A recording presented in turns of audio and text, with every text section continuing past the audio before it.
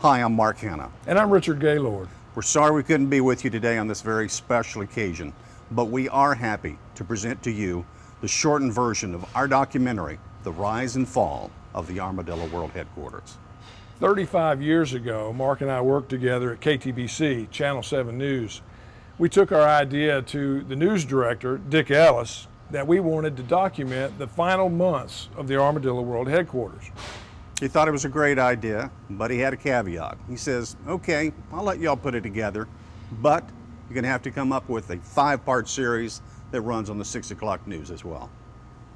We said, okay. Sound like a good deal. One of the things Mark and I wanted to do from the very beginning with this project was to let the folks who started the Dillo, the people that worked there, and the musicians who played there, tell this story in their own words. And we took advantage of it while it was still operating. We grabbed a hold of very special people, very special performances, a very special place and time in Austin, Texas. Ladies and gentlemen, the rise and fall of the Armadillo World Headquarters.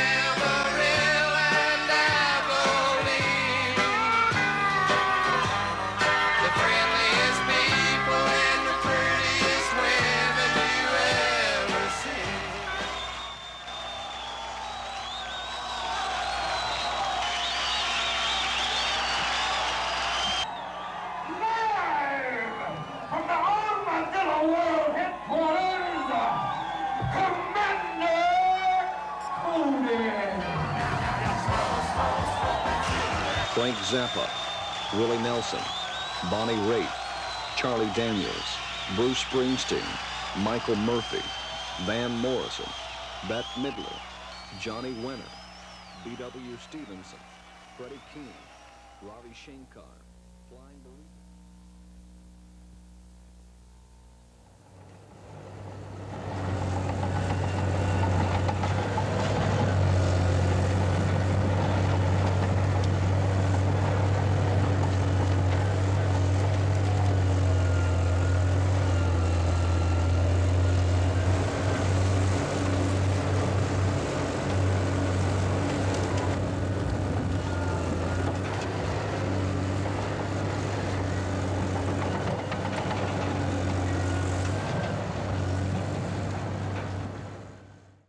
I'm responsible, I suppose.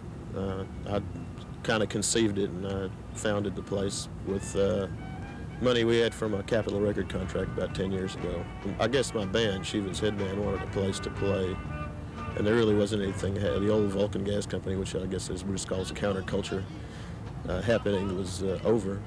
And it was kind of natural. It was kind of up to me because I was the one who had gotten a contract. I could bring some money home. But I felt like I always wanted to do something for Austin, and I always wanted to see something like this happen in Austin. I never conceived anything that this elaborate would ever come of it. There was no connection until he knocked on the door, but Spencer's a great conversationalist, and we sat down and talked for about 6 weeks, and at the conclusion of the conversation, I had resigned my position with the USBA and was manager of Shiva's Head Band. Qualified for the job, according to Spencer, because I didn't know anything about the music business. It was very necessary to find a place because we didn't have a way to make any income. And I had almost given up. I thought I had scoured the entire city for an adequate facility. Walked out behind the Cactus Club because the restroom facilities were not in order there. And much to my relief, I discovered a lot of broken windows on a very large building that I had never noticed from the street before. The offices, which until recently were the Armadillo offices, were situated in front of what had been a National Guard armory. It went back the next day and explored it during the daylight.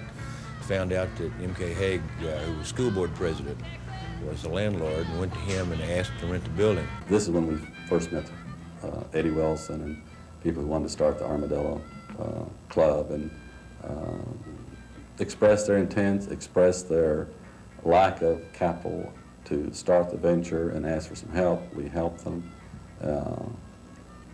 We set a modest rent on the building, and we saw a lot of people work very hard to put their project together. A lot of them worked without salary for years, and there were times when they find it difficult to pay the rent, and in a lot of cases we just postponed it, sometimes as long as a year. It was real easy to develop an attitude about the rent, what with no heat and no air conditioning. We felt like somebody should have been paying us to do what we were trying to do, and they should have been paying us a lot better than they were. Before anybody ever wrote anything like a paycheck, back in the very old days, the first kind of incarnation, they would just take money out of the till and go buy food and bring it back, and everybody would eat, and that would get you through that day. And it was literally on a day-to-day basis. And then I guess in a kind of a second stage, everybody got paid a totally substandard wage, but regularly. They regularly got paid less than it would take to live on, except for the fact that they would also be able to count on a big pot of beans and a keg of beer after we got through working all day long moving earth trying to build a beer garden. And basically the beer garden was built by people that did that. A lot of the Armadillo has been built that same way. I was hanging around the Armadillo, sweeping the floor, working on the cleanup crew, living in an old bus in the parking lot. Eventually moved upstairs. Had inherited some money, you know, just wanted to put it into something interesting, and through my bedroom wall upstairs, I could hear the early morning office meetings. They're talking about the dire financial straits, and had this dream of a beer garden that would pull them out. So I committed $25,000 to that, and it took another $25,000 to finish it. But it was the second good idea. Armadillo was the first good idea. The beer garden, in terms of survival, was the second good idea, and the third one is the Armadillo Christmas Bazaar, which is running now.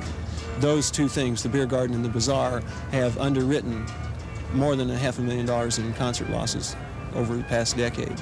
Three artists that stand out, both for the growth they've made in their performing careers and for their allegiance to Armadillo and their willingness to never forget us, have been Charlie Daniels, Frank Zappa, and Van Morrison.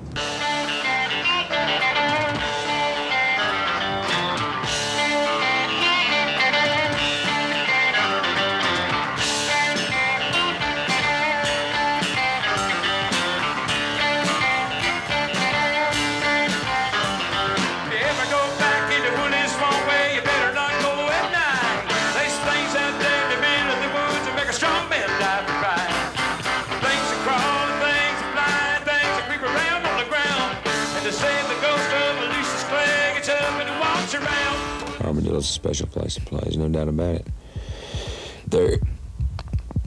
When they put that few inches of asphalt over the top of this place, they'll be burying something. It'll be a long time before anybody ever realizes what they're burying. When the history of the music business from the time this place opened up to the time this place closed is written, it'll be mentioned several times. These people have always gone out of their way here to make you feel at home. You know, like we got about a 30-hour trip, and instead of just, you know, preparing food for us to have here, they prepared us a whole bunch to take with us, you know, from here to Florida. I mean, things like that nobody but Armadillo people do. And you know, it's the end of an era. There's no two ways about it. It's an end of an era.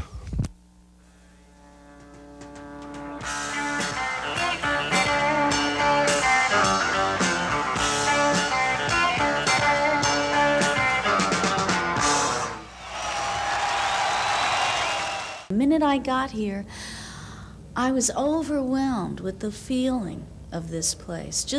They were having the Christmas arts and crafts fair here the days before. Now in a regular club you couldn't do this. This isn't just a concert hall. This isn't just one of the best concert halls with one of the best sounds and all kinds of fabulous murals on the wall, but it's also like a community arts center, really. Cultural center. It's just a space that can be used for whatever the people want to be used for. And here was this wonderful fair going on, and people selling things and making things, and just a real spirit of brotherhood and love that we all thought was going to prevail, and seems to be going right down the tubes. And what's sad is that this building is being torn down to make way for yet another ugly, what I call ice tray building. Put your hands together.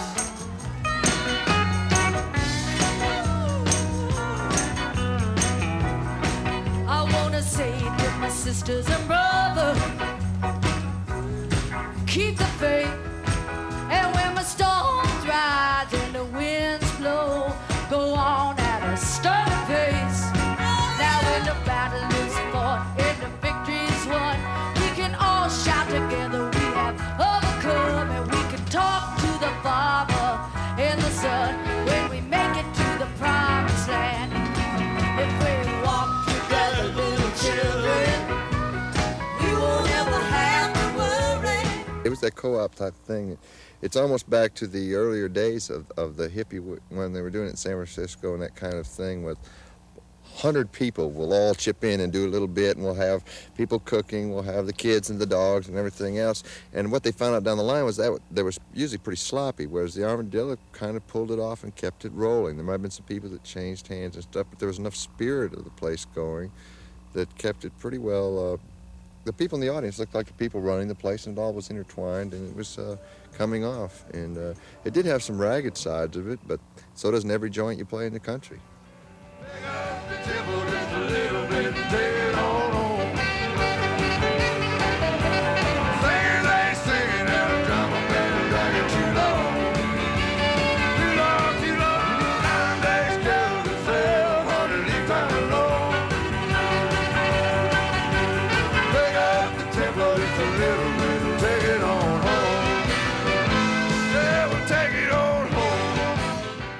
Absolutely. This club, more than anything else, helped me out. Yeah. You know, made me legit. I could go out on the same stage with Waylon Jennings and blow him away, and it'd be okay. The Armadillo is dead. Long live the Armadillo. This is over. And boom. You know, find a new place, get some new sound, do it again. It was a great trip. Thanks a lot. We all loved it. It's plenty over. You know, communes, hippies, 60s. Nice track. Come on now, you smoke that cigarette. Till St. Peter at the Golden Gate, you can tell me but you gotta have another cigarette. Swing that stand out. What really was like the first ever credible country and western musician that was known as such to ever come down here and play with us. And once that happened, then all the hippie bands that had been kind of playing country music decided, well, maybe this is okay, you know, maybe there is an audience that crosses over between the long-haired weirdos and the, what do you call it without saying the redneck populace? Except that we discovered those two groups had a lot more in common than they did have in, you know, adverse to each other. You can't form a corporation and then put together a business that holds together like this one did. It doesn't come off of a drawing board. And I think people identify with that. Everyone that was a customer realized that they were paying the bill. They were paying the rent. And there were a lot of times when they realized that, you know, that they may not get enough together. You know, I mean, it's been going for week-to-week basis for 10 years. The people love this place. Nobody works here for the money. Everybody works here because they believe in what they do here, they believe in what Armadillo is, and they have some higher reward, some internal reward other than money, or they just wouldn't do it. Back in the winter of 77, 78, we missed 13 out of 18 paychecks, and nobody quit. People were getting evicted from their places, moving into the building. We were giving away free beans and bread. Nobody quit. And you wouldn't find that in any other business anywhere. If you're a city council man, it might be hard to see